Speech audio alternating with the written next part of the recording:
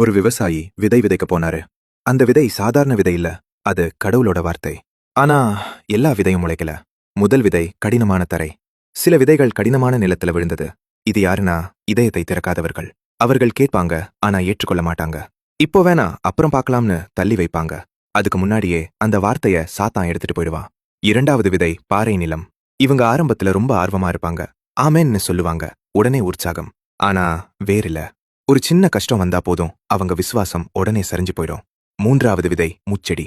இவங்க நம்புவாங்க, ஆனா உலகம் மெல்ல மெல்ல அவங்கள பிடிச்சிடும். பணம், வேலை, கவலை, ஆசை இதெல்லாம் சேர்ந்து அவங்க விசுவாசத்தை நெரிச்சு வளர விட மாட்டுது. நான்காவது விதை நல்ல நிலம்.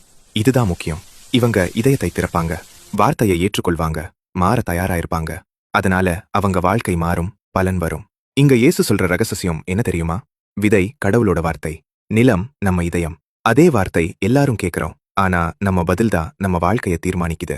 வார்த்தையை கேட்கறது மட்டும் போதாது, அது நம்ம உள்ளத்துல வேர் விடணும். ஏன்னா ஒரு நாள் அறுவடை வரும். அந்த நேரம் விதைக்க நேரம் இருக்காது, தீர்ப்பு மட்டும் இருக்கும். அதனால இன்னைக்கே நம்ம மனச நல்ல நிலமா மாத்திக்கலாமா? இந்த மெசேஜ் உங்க மனசை தொட்டு இருந்தா கமெண்ட்ல எழுதுங்க. இதயம் நல்ல நிலமாகட்டும்.